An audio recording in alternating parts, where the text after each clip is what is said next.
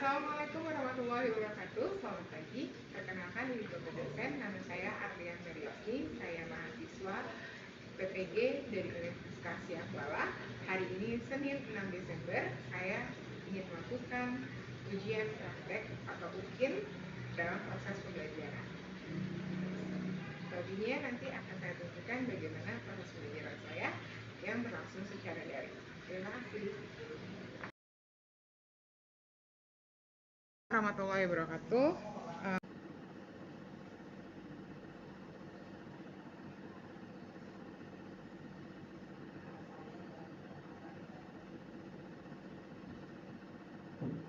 Assalamualaikum warahmatullahi wabarakatuh. Gimana kabarnya?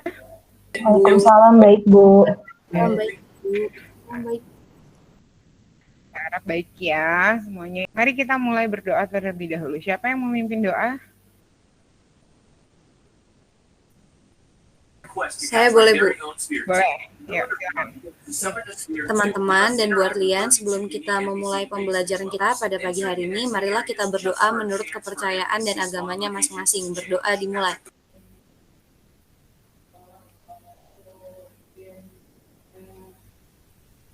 Berdoa dicukupkan. Terima kasih Kimberly telah memimpin doanya. Ya Bu, sama-sama. Kemudian cek kehadirannya gimana? Maulida udah hadir semua hari ini?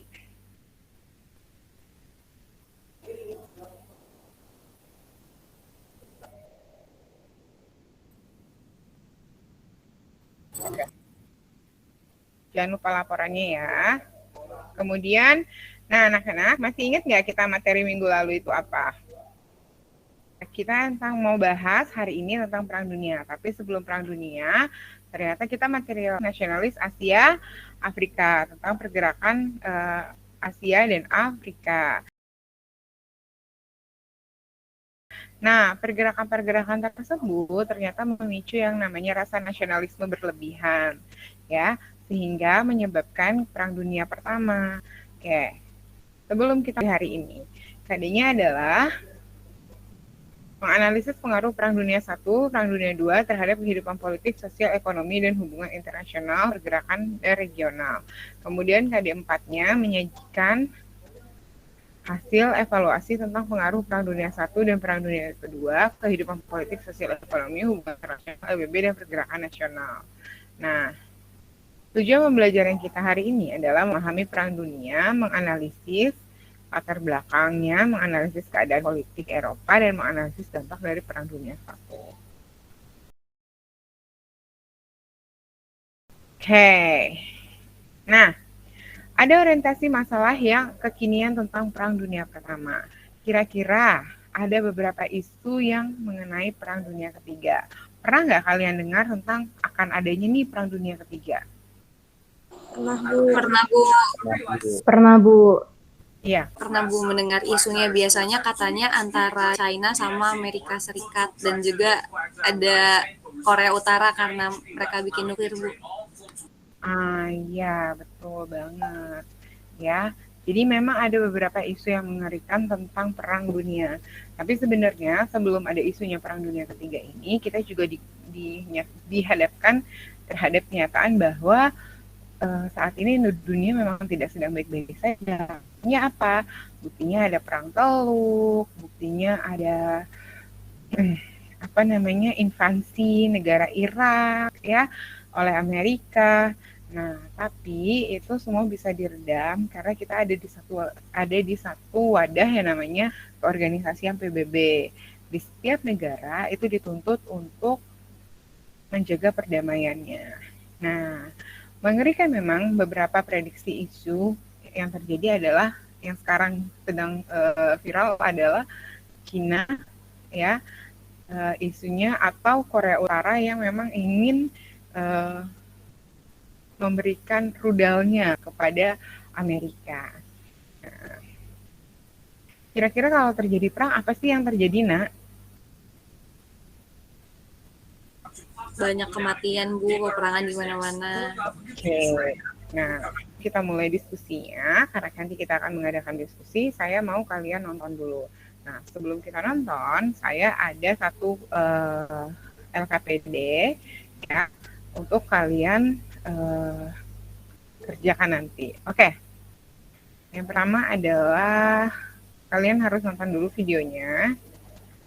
Kemudian tuliskan pendapatmu jika terjadi Perang Dunia Ketiga.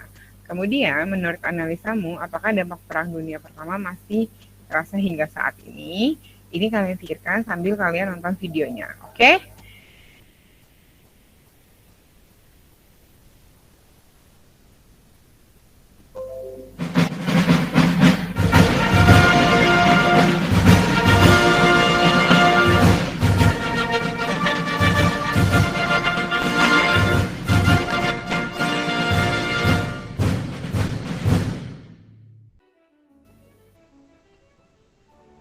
Eropa adalah sebuah benua dengan berbagai eksperimen yang sangat menarik untuk dipelajari.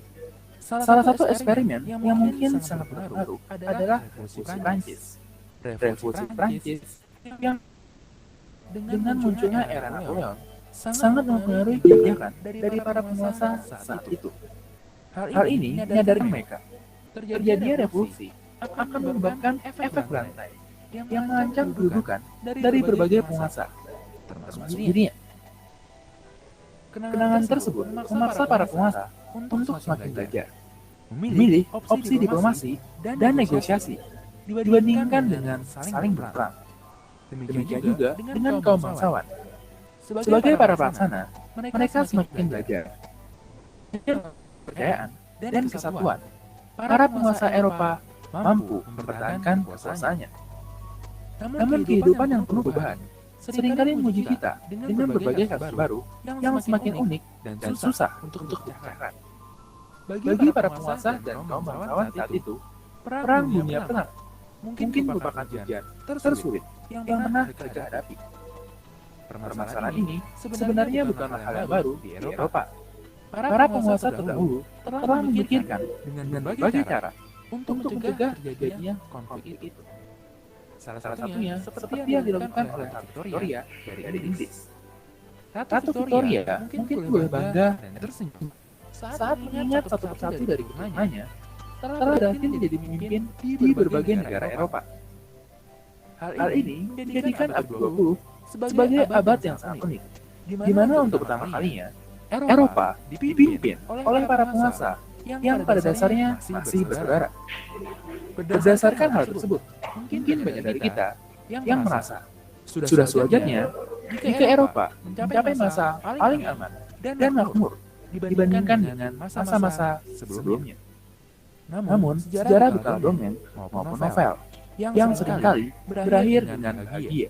Sejarah sering berakhir dengan tragis, sehingga kita harus belajar untuk tidak mengulangi kesalahannya lagi. Perang Dunia Pertama mungkin merupakan suatu kisah yang sangat tragis di dalam sejarah. Suatu konflik yang seharusnya tidak mungkin terjadi, namun akhirnya tetap terjadi. Perang ini dimulai ketika seorang pemuda Serbia memutuskan untuk menembak mati putra mahkota dari Kekaisaran Austria-Hungaria. Dalam perkembangannya, baik Austria maupun Serbia berusaha untuk menyeret sekutu-sekutunya dalam urusan internal mereka. Dua saudara yang dahulu sering bermain bersama, pada dasarnya juga berusaha mencegah terjadinya konflik yang tragis ini. Namun Rusia yang baru kalah dalam perang melawan Jepang tidak ingin kehilangan kehormatan kembali dengan menolak sekutunya Serbia yang memiliki latar belakang etnis dan agama yang sama. Sedangkan Jerman yang merupakan negara terkuat di daratan Eropa juga enggan meninggalkan sekutunya Austria-Hungaria sebagai korban kepada Rusia. Melihat sekutunya Serbia semakin terancam, Kekaisaran Rusia mulai menjalankan proses mobilisasinya. Jerman yang melihat langkah tersebut sebagai ancaman bagi sekutunya meminta agar Rusia membatalkannya. Namun Rusia bersikeras untuk menolaknya. Jerman pun menyatakan perang terhadap Rusia. Sejarah membuktikan bukan harta, tahta maupun tanah yang mereka dapat, melainkan nasib pendidikan yang sudah menunggu. Siapa yang nyangka Perang Dunia Pertama justru akan berakhir dengan kejatuhan dari 4 negara besar di Eropa, yaitu Kekaisaran Rusia, Kesultanan Turki, Kekaisaran Austria, dan Kekaisaran Jerman tentunya. Para penguasa dari negara-negara ini harus rela kehilangan kekuasaannya. Bahkan ada yang terbunuh karena revolusi. Dalam perang ini, semua pihak, baik yang menang maupun yang kalah, tidak ada yang menyerah. Keputusan mereka ambil akan menyebabkan efek rantai dan kehancuran di Eropa yang selalu menyatakan dirinya sebagai benua yang paling beradab. Sekalipun perang ini dimenangkan oleh kekuatan sekutu, namun tingginya jumlah korban, baik jiwa maupun ekonomi, seakan menyatakan kesia-siaan segala sesuatu adalah sia-sia. Kisah tragis dalam Perang Dunia Pertama sudah seharusnya menjadi peringatan bagi kita semua untuk menggunakan kebebasan yang kita miliki tanpa membunuh kebebasan tersebut. Kita kembali lagi ke LKPD-nya ya. Nah, tadi kalian sudah mulai dapat gambaran nih bahwa tadi kalian sudah mulai dapat gambaran nih kalau ternyata Perang Dunia Pertama tuh seperti itu. Nah, kalau menurut kalian gimana sih kalau Perang Dunia ketiga ini benar-benar terjadi gitu? Nah, saya mau ada 3 pendapat. Kimberly boleh, Bu? Boleh? Silakan. Oke, terima kasih Bu untuk kesempatannya. Jadi menurut saya, jika nantinya Perang Dunia Ketiga ini terjadi, tentunya pastinya perang ini akan menghabiskan lebih banyak korban jiwa jika perang yang dilakukan memang perang secara fisik. Apalagi pada zaman dahulu aja nih, pada Perang Dunia Pertama dan Perang Dunia Kedua, pada saat teknologi belum semaju sekarang, korban jiwanya tuh lebih dari 50 juta orang. Bagaimana dengan masa sekarang yang teknologi ini udah super maju, baik dari teknologi persenjataan, komunikasi, transportasi, pastinya akan menghasilkan korban jiwa yang sangat banyak. Selain itu pastinya, selain korban jiwa, kalau kita perhatikan dalam setiap perang terjadi pasti nantinya tuh ada perkembangan teknologi yang lebih dahsyat dibandingkan sebelumnya. Dan mungkin nantinya di masa depan jika perang ini beneran terjadi, teknologi akan berkembang lagi secara dahsyat, baik itu di bidang kesehatan, kebudayaan, sosial, dan lain-lain. Dan pastinya perang itu merugikan ya, baik dari segi kemanusiaan maupun lainnya. Jadi walaupun ada dampak positif dari perkembangan teknologi, tapi pastinya merugikan merugikan kemanusiaan karena akan menghasilkan banyak sekali korban jiwa. Selain itu, dunia kita yang tadinya udah damai dalam satu organisasi yaitu PBB, pastinya nantinya bisa terpecah lagi, mungkin seperti LBB yang pada waktu itu terpecah, bisa aja di masa depan PBB terpecah lagi karena tidak dapat menghalau terjadinya Perang Dunia Ketiga itu. Yang dari saya. Terima kasih Kimberly. Terima kasih ya, jawabannya bagus banget. Nah, ada yang mau nambahin atau ada yang punya pendapat lain? Oke, Melody silakan ya, yuk. Sebelumnya saya setuju sama Kimberly, cuman kalau menurut saya, kalau misalnya Perang Dunia Ketiga itu akan terjadi, kan menurut saya nggak mungkin ada, cuman kemungkinan itu kecil. Karena di zaman yang sekarang ini pasti kan pikiran orang tuh sudah lebih terbuka. Pasti ada jalan keluar yang lain selain perang. Kalau misalnya ada 2 negara yang berselisih, dan kalau misalnya ada sesuatu pun pasti PBB harusnya bertindak, karena PBB sendiri kan itu organisasi yang paling tinggi banget itulah ya Bu, yang mengatur dunia supaya tetap damai, dan pasti PBB akan memberikan solusi dan tindakan yang pasti nggak akan meredam perang supaya nggak terjadi. Dan kalau menurut saya, kalau perang dunia terjadi di masa sekarang, benar sih yang Kimberly bilang tadi. Cuman kalau sekarang perangnya mungkin lebih bisa diredam dan nggak sebanyak yang perang yang pernah terjadi dulu gitu. Karena kan pasti ada beberapa negara yang mikir buat apa sih perang, apalagi sekarang ini kan permasalahannya nggak cuma tentang akan Perang Dunia Ketiga, tapi juga kan permasalahannya yang lain. Ada seperti kelaparan, juga krisis yang lain, dan pasti banyak negara juga yang lebih memilih gimana nih cara menyelesaikan permasalahan, tapi bukan cara perang gitu sih Bu kalau menurut saya. Ya, makasih ya Melody, bagus banget jawabannya. Oke, ada satu lagi saya kasih kesempatan, siapa yang mau coba? Ayo.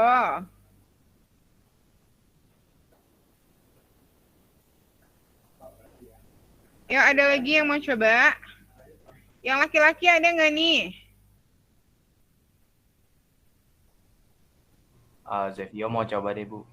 Oke, yuk coba yuk. Kalau menurut saya kurang setuju sama pendapat Melody tadi kalau misalkan kemungkinannya kecil kalau misalkan untuk perang di zaman sekarang. Karena menurut saya bisa kita lihat dari konflik perselisihan yang terjadi kayak Cina sama Amerika yang tadi sudah Kimberly mention di awal, terus kayak Korea Utara ingin menggunakan nuklir, dan itu salah satu faktor kenapa perang dunia ketiga bisa terjadi gitu kan. Walaupun masih hanya rumor, tapi itu bisa terjadi, dan itu menurut saya kemungkinannya cukup besar untuk terjadi sih, Bu, karena konflik yang terjadi di antara mereka itu cukup besar kan, yang seperti yang kita tahu gitu. Oleh karena itu bisa berdampak ke berbagai bidang juga nih, apalagi sekarang teknologi-teknologi yang sudah berkembang seperti bisa aja mereka menggunakan perang biologis, yaitu menggunakan virus-virus gitu kan. Apalagi Cina terkenal dengan laboratorium biologis yang terkenal gitu. Jadi bisa aja mereka membuat virus untuk menyebarkannya ke suatu negara. Jadi dampaknya kira-kira gitu sih, Bu. Dari sosial budaya bisa aja etnis dari satu negara ini berubah secara drastis karena banyaknya pengungsi ras dari negara-negara lain. Seperti itu, Bu. Oke. Berarti Zevio ini ada konspirasi virus gitu ya? Oke. Jadi dari 3 jawaban itu terjadi atau tidak? Kemungkinan besar ya terjadi. Makasih banyak ya Zevio ya, bagus banget jawabannya. Ya, tapi ternyata ya tidak semerta-merta nih perang dunia ketiga ini akan sama dengan perang dunia pertama atau kedua.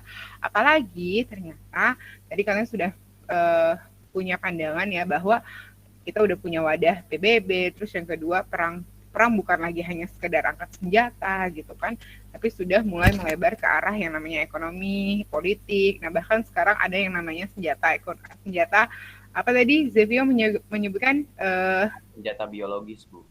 Senjata biologis, ya senjata biologis itu ya. Biologis, ya. Gitu.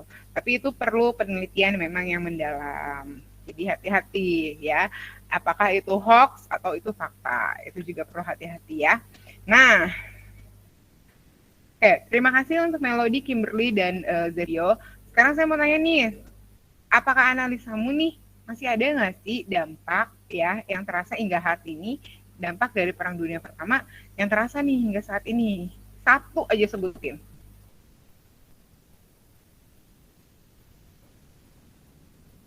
Masih Bu, dari mulai perkembangan teknologi, terus di bidang sosial, dulunya kan wanita itu dikenal cuma boleh diem di rumah, tapi setelah Perang Dunia Pertama karena laki-lakinya banyak yang tewas akibat menjadi prajurit saat perang, akhirnya wanita tuh jadi bekerja di pekerjaan yang profesional menggantikan peran laki-laki, dan akhirnya ada emansipasi wanita pada zaman dahulu. Terus kalau di bidang kebudayaan, teknologi-teknologi sih Bu yang mulai berkembang dari mulai transportasi setelah Perang Dunia Pertama kan, akhirnya sampai sekarang juga kita rasakan dampaknya semakin meningkat dan semakin maju lagi. Gitu Bu. Oke, ya. Jadi memang masih terasa ya bahwa sebenarnya masih ada nih ya tentang si perang tentang dampak dari perang dunia. Nah, membuat identifikasi masalah ya kan sudah kelompok. Nah, insya Allah itu sudah dibuat PPT-nya. Sudah Bu. Ya, kita coba mulai presentasi per kelompok. Oke. Untuk identifikasi masalah nih ada 4 dampak. Ya, ada 4 dampak. 4 ada dampak ekonomi, politik, budaya, ya, dan juga sosial. Ya, 4 dampak dalam Perang Dunia Pertama. Nah, silakan kalian mempresentasikannya dari kelompok 1. Kelompok siapa dulu? Kan saya sudah mulai stop share screen-nya. Sebentar, I will be back. Selamat pagi Bu Arlian dan juga teman-teman semua. Pada pagi hari ini, kami dari kelompok 1 akan mempresentasikan dampak sosial dari Perang Dunia Pertama. Tapi sebelum itu, saya, Kimberly Natali, yang mewakili kelompok 1 akan mempresentasikannya. Dan bisa dilihat dalam PPT, kami memiliki 9 anggota. Untuk mempersingkat waktu, jadi mungkin perkenalannya cukup dari PPT-nya aja ya Bu. Karena kalau dikenalin satu-satu cukup memakan waktu, apalagi waktunya cuma 5 menit. Oke, sip. Oke. Teman-teman, di sini kami akan memulai presentasi dari penjelasan umum tentang Perang Dunia Pertama. Aku yakin teman-teman semua udah cukup familiar dan tahu banget pasti tentang Perang Dunia I, apalagi tadi udah dijelasin sama Bu Arlian dan juga udah nonton video. Tapi di sini kelompok kami ingin memberikan sedikit flashback supaya lebih ingat dan lebih paham lagi. Jadi Perang Dunia Pertama ini kan dikenal juga dengan sebutan The Great War, di mana melibatkan negara-negara di Eropa dan di dunia.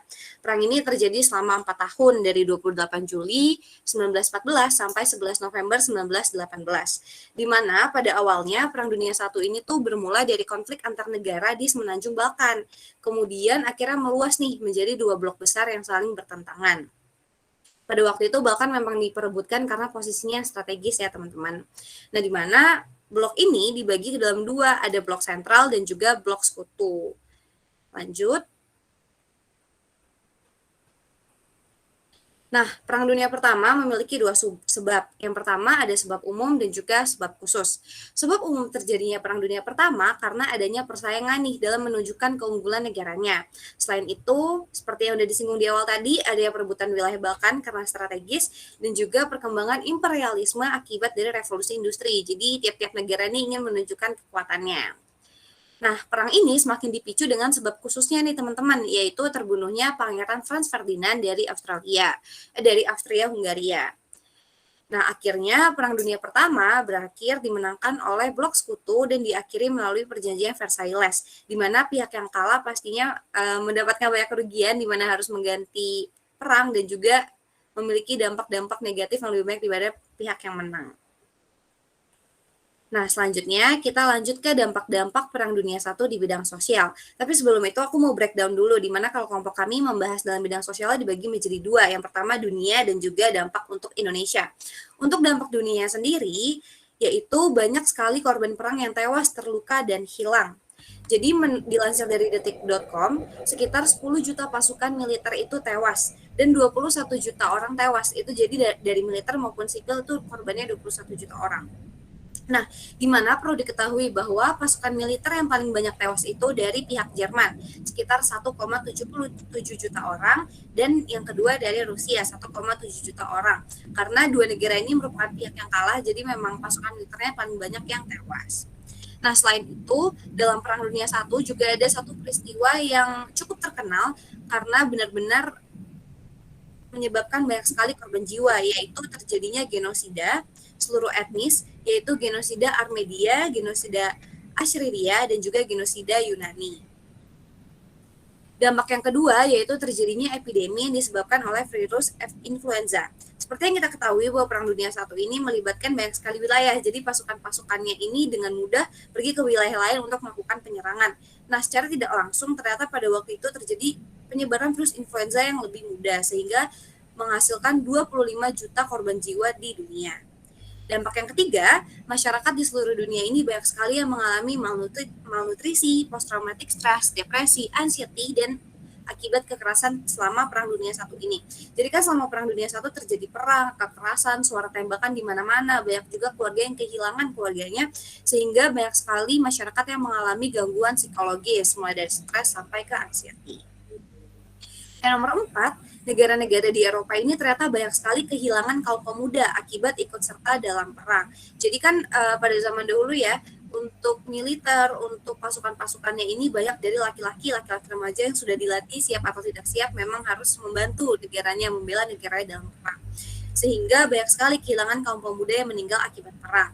Dan dari dampak nomor 4 ini sebenarnya berkorelasi dengan dampak dari nomor 5, di mana karena akhirnya banyak laki-laki yang tewas, disitulah meningkatnya peran perempuan.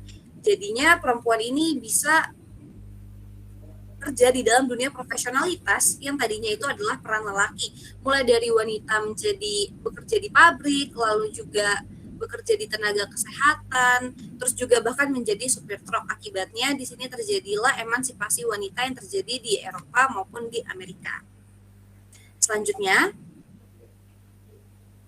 nah Untuk dampak yang nomor 6, yaitu menurunnya angka kelahiran di Eropa, khususnya di negara Prancis. Kenapa bisa menurun kelahirannya? Karena faktor tadi di mana jumlah laki-laki menurun karena banyak yang tewas, dan juga kondisi negara ini masih belum stabil. Jadinya memang untuk kelahiran sendiri cukup sulit ya. Dan yang nomor 7, badan internasional yang mempromosikan keamanan dan perdamaian internasional menjadi lebih jelas, yaitu dengan adanya LBB. Walaupun LBB ini merupakan organisasi politik, tetapi nyatanya setiap organisasi yang terbentuk di dalam sebuah masyarakat itu pastinya akan memberikan dampak sosial sendiri bagi masyarakatnya, di mana akhirnya keamanan dan perdamaian menjadi lebih jelas dibandingkan sebelumnya. Nah, teman-teman, karena kita tinggal di Indonesia, kita harus tahu nih kira-kira apa ya dampak sosial Perang Dunia I pada zaman dahulu di Indonesia. Dampaknya itu yang pertama, berkurangnya nih kesejahteraan masyarakat Indonesia. Mengapa seperti itu? Karena pada waktu itu Belanda juga ikut serta secara tidak langsung dalam Perang Dunia Pertama. Akhirnya terjadilah pengurangan anggaran yang dikeluarkan Belanda untuk masyarakat Indonesia. Akhirnya masyarakat Indonesia pada waktu itu kesejahteraannya berkurang, mulai juga terjadi kelaparan dan lain-lain. Dan yang kedua, akhirnya terganggunya arus barang-barang impor ke Indonesia sehingga pengusaha lokal diuntungkan. Karena pada waktu itu negara-negara Eropa kan seringnya melakukan kegiatan ekspor impor dengan Indonesia.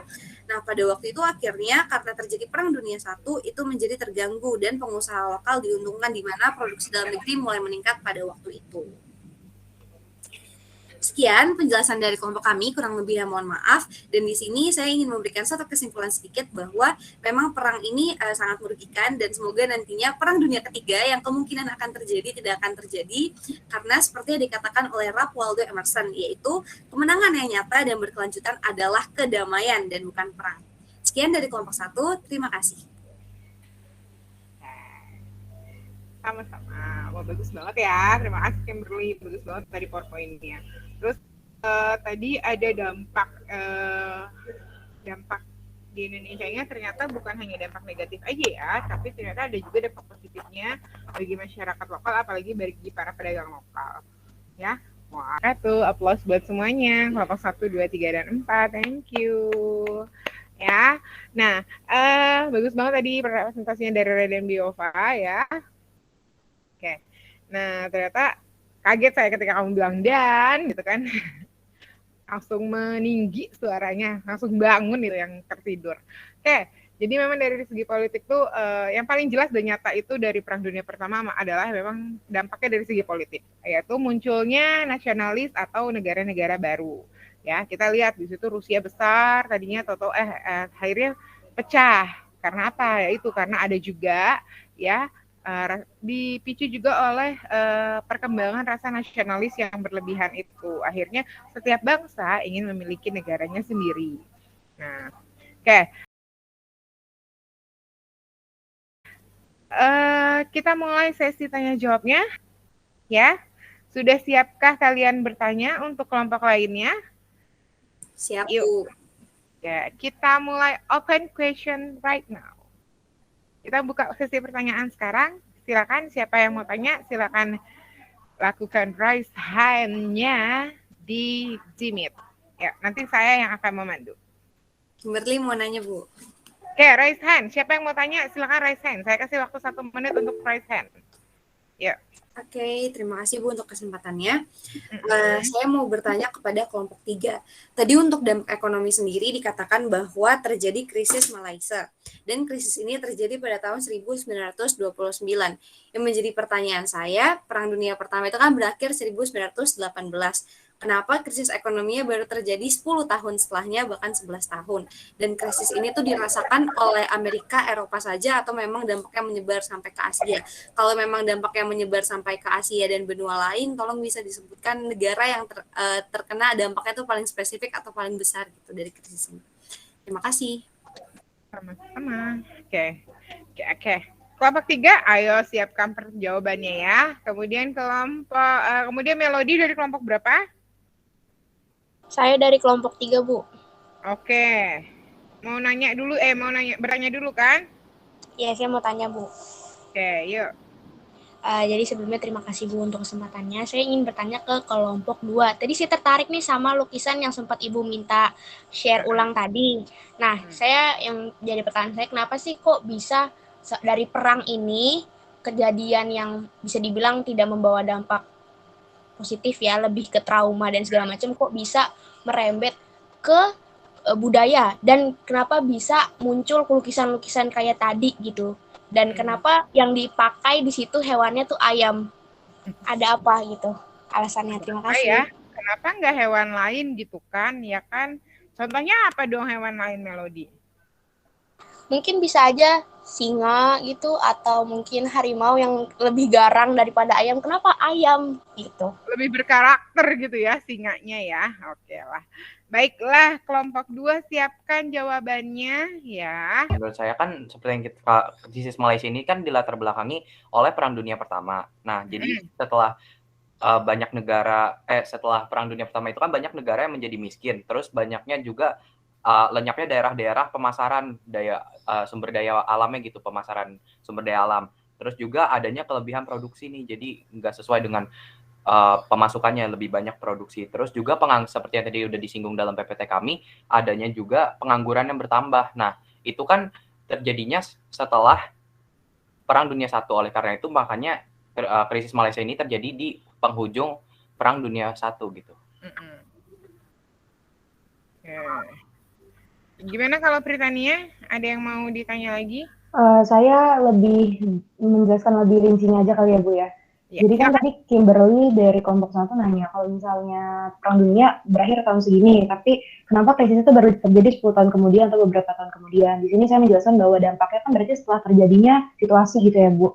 Berarti kita nggak bisa prediksi juga kayak misalnya perangnya terjadi tahun 2010 misalnya gitu. Terus tiba-tiba baru terjadi krisis ekonomi 2020. Nah, kenapa bisa terjadi kayak gitu? Karena terjadinya Malaysia ini pertama kali itu sebenarnya dilatar belakangi karena Perang Dunia I, di mana kita semua tahu ya kalau Perang Dunia I itu ada dampak negatifnya tuh banyak banget gitu. Nah, salah satunya kayak yang udah saya sebutkan, kayak hancurnya perindustrian, dan ini juga mengakibatkan negara itu banyak yang menjadi miskin, lenyapnya daerah pemasaran, daya beli lemah, kelebihan produksi, dan pengangguran itu bertambah. Jadi krisis ini tuh juga terjadi nggak bisa kita prediksi kayak misalnya Perang Dunia I berakhir tahun segini terus kita langsung berdampaknya saat itu juga, enggak kalau menurut kelompok kami ya Bu, karena kita juga nggak bisa prediksi krisis itu berapa tahun ke belakang tuh bagaimana atau ke depannya bagaimana. Nah, kalau misalnya untuk tadi pertanyaannya krisis Malaysia ini berlangsungnya di negara mana aja, kalau berdasarkan riset yang kami searching di internet bahwa krisis Malaysia ini berlangsung tuh di Amerika. Karena apa? Karena latar belakang utamanya karena Perang Dunia I. Dan di sini kenapa kita memasukkan krisis Malaysia, karena kita kan mengambil tema itu bidang ekonomi ya, dimana kalau di bidang ekonomi akibat Perang Dunia I ini tuh identik banget sama krisis Malaysia ini. Terima kasih sebelumnya. Oke, terima kasih Zevio dan Britania, bagus banget ya jawabannya, sudah rinci gitu kan. Nah, memang krisis Malaysia ini menjadi momok atau menjadi apa ya, istilahnya tuh seperti dampak yang cukup besar bagi Amerika setelah pasca Perang Dunia Pertama. Amerika menyatakan bahwa dia enggak kok, kita nggak ikutan nih Perang Dunia I gitu. Tapi ternyata Amerika tidak bisa menutup itu dampaknya gitu. Amerika nggak bisa menutupi bahwa ternyata mereka lah yang paling terkena nih sama si depresi ekonomi. Itu disebut juga dengan depresi ekonomi ya gitu. Bahkan sampai orang-orang membuat poster untuk dirinya sendiri untuk mencari kerja gitu. Nah, kenapa bisa sampai kayak gitu? Karena memang concernnya Amerika itu, walaupun mereka bilang enggak, saya kita nggak ikut nih, kata Presiden Roosevelt, kayak kita nggak ikut nih, kita cuman hanya sebagai suplai senjata. Tapi kenyataannya, ya kan, Amerika juga ikut di dalam Perang Dunia Pertama, walaupun mereka tidak mengakuinya. Bahkan dampaknya sangat terasa di Amerika ya. Mereka industrinya hancur ya, itu juga dampak dari ekonomi dan politiknya gitu ya. Nah, ini sebenarnya saya rasa cukup pertemuan kita hari ini ya. Terima kasih untuk pertemuan kita hari ini. Oke, adakah yang mau menarik kesimpulan 2 orang saja sebelum kita menutup sebelum kita menutup pertemuan hari ini? Oke, Britania silakan yuk. Kesimpulannya menurut saya dari pertemuan kita kali ini bahwa Perang Dunia I itu sangat berdampak pada berbagai bidang. Nah, dari baik bidang, dari bidang ekonomi, sosial budaya, Terus, politik, sayang? dan juga bidang-bidang lainnya. Nah, jadi kesimpulan dari saya, kita tuh juga harus mencontoh juga dari dampak-dampak itu. Kayak, kan kita udah tahu nih, kalau misalnya perang itu akan terjadi dampak-dampak seperti itu. Maka dari itu, kita juga harus memupuk pendidikan yang lebih tinggi lagi, agar kita tidak menjadi masyarakat yang terbelakang dan bisa memajukan negeri kita ini menjadi lebih baik lagi dan tidak terpuruk pada masa-masa penjajahan. Terima kasih. Sama-sama. Oke, Kimberly, silakan. Oke Bu, terima kasih untuk kesempatannya. Jadi kesimpulan dari saya adalah ternyata perang ini memang mempengaruhi berbagai macam bidang. Dan selain itu, menurut saya sendiri, ternyata perang memang ada yang menghasilkan dampak positif, tapi lebih banyak dampak negatifnya. Untuk itu, semoga nantinya di masa depan, seperti yang udah kita bahas di awal tentang Perang Dunia Ketiga, semoga nantinya itu tidak akan terjadi, dan kita juga sebagai generasi muda, pastinya nanti di beberapa tahun ke depan, kita juga akan menduduki kursi pemerintahan. Semoga nantinya ya pembelajaran kita pada pagi hari ini bisa kita ingat terus kita jadikan landasan juga dalam nantinya kita yang memimpin negara ini. Terus juga kesimpulannya ternyata walaupun menghasilkan banyak dampak itu saling berkorelasi. Makanya nantinya kita harus kalau bisa membuat berbagai bidang itu stabil supaya bidang-bidang lainnya juga stabil. Gitu. Terima kasih. Oke. Terima kasih Britania dan Kimberly. Applause buat kita semua. Ya. Terima kasih untuk semuanya bahwa ternyata memang perang itu nggak bagus dari segi apapun ya. Banyak banget korbannya dan semoga kita nggak terjadi lagi atau terjebak dalam situasi seperti itu ya. Makanya penting banget buat belajar sejarah supaya tidak terulang gitu. Supaya tidak terulang nih apa aja sih yang menyebabkan itu dan bisa kita cegah di masa ini. Oke, terima kasih. Salam sehat selalu. Wassalamualaikum. Selamat pagi. Bye. Terima kasih Bu. Terima kasih. Terima kasih Bu. Terima kasih Bu.